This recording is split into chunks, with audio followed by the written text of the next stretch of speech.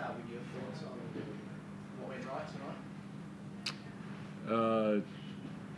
We stayed composed with the start. That's where you can reflect on the blitz in the New Zealand game. So that's why you play the preseason game, so you can learn about your team. Probably last year I would have been losing my mind in a situation like that, but had confidence, and they did a great job of weathering that storm. And look, at the end of the day, Tassie's a good team, so you have to be prepared. You can't gamble. You have to play good basketball to beat them. The man next to you got you going. Yep. And finished off strongly as well, and in between wasn't too bad either, just a little bit on his debut. Yeah, when we were looking at him and thinking it was a possibility, the way that he plays the game, I think, allows him to have success in this league. He's relentless. He plays with a great energy. He's great for our group with his personality. So he's got a good mix, and you saw tonight when he's at a high level, he's a difference maker in the league. And he's at another level, another danger outside from 3 points to you. We had Corey and Bryce last year. Yep. He's certainly added that third danger now as well. For sure, and the attractive thing is in this league, he's got a great physicality and size at his position. Where last year we were probably a little small at that position. But we can talk about his offense, but at the defensive end, he's going to take the best player on the other team on most nights. So it's good to have a two-way player that embraces that. You came along talking about being defensive player of the year. Was that just a throwaway to leave you alone on offense? No, it's definitely a personal goal that I have for myself. But, playing on a team like Perth with a coach like JR, and honestly, the team that I'm on right now has been the most welcoming and connected and supportive team that I've played on. So obviously everyone has their own personal goals, but I'm just super excited to see how the rest of the season plays out for us, and I'm super ambitious about it. You enjoyed yourself tonight, didn't you? Yeah, I have fun. I like to have fun out there. The crowd, what do you think of it's players coming, a little bit daunting playing in front of that crowd for the first time? Yeah, it's a lot different from playing in Turkey. So I was excited, man. The Red Army's great. Even when we didn't start how we wanted to start, they didn't leave us hanging. A lot of sports teams, crowds might do that in other occasions, but it was great, man. I'm an energetic guy, and being able to have an extra energy source is even just a plus.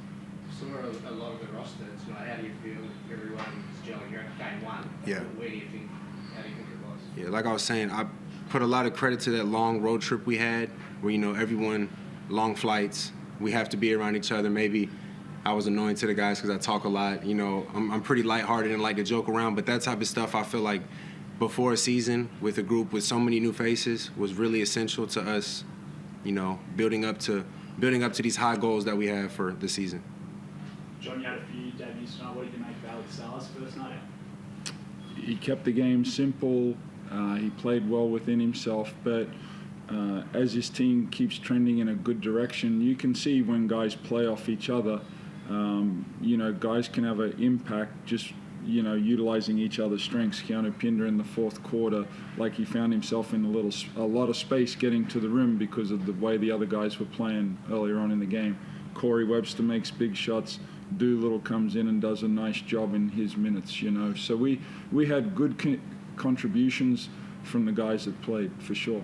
The crowd lifting guys, right, like Alex and Jordan, they bring the fans into it. You must have enjoyed that, like those big blocks, and the place just erupts. It must be great for the whole roster. Oh, I would say we have a team that can, and I talked about this during the week, we have a team that can make plays that excites the crowd instead of us waiting for the crowd to excite us.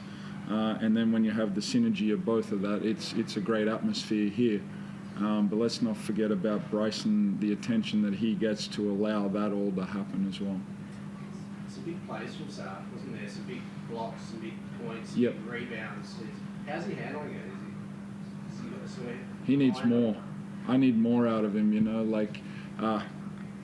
joking. What I would say, and Jordan's in the same boat, Keanu's the same, because Keanu was like, potential MVP candidate last year before he got injured. Everyone is enjoying playing off of each other, okay?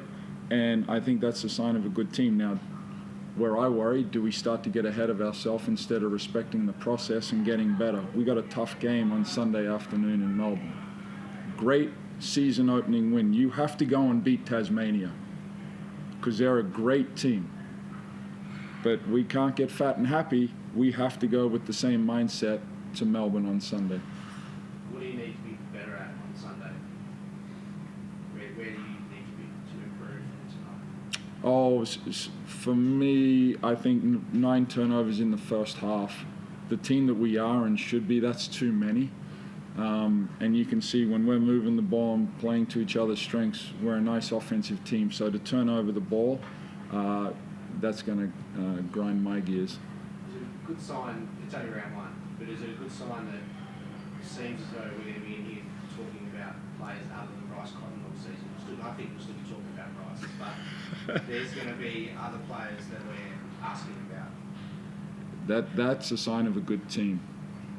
I've mentioned it a few times. When Perth Wildcats are at their championship best, they have MVPs, but then they have some really good other players on the roster as well.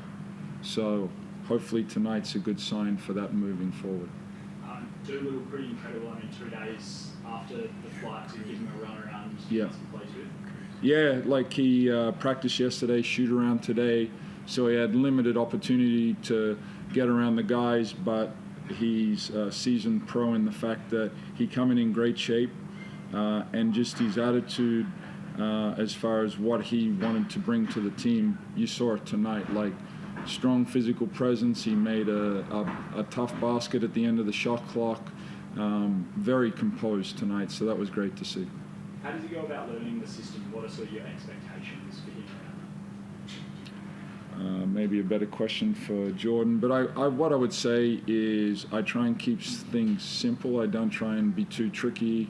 I have faith in my players that they can go out there and make the right plays. Now I got to put them in situations to be successful, but I'll come back to it. When Jordan's playing the way he is, Bryce gets the attention, Keanu, as long as we move the ball, there's going to be space and opportunity. It's a matter of whether we just play the right way to capitalize on that.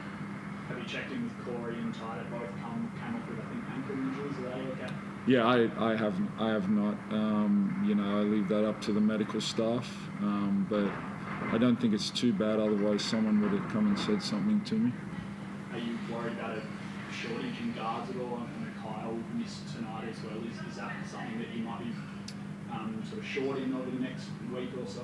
No, like I mentioned it to the group after the game, is guys will be disappointed about their performance. Guys will be disappointed they didn't get to play. Opportunity comes, so you better be ready to take the opportunity. That's professional sport.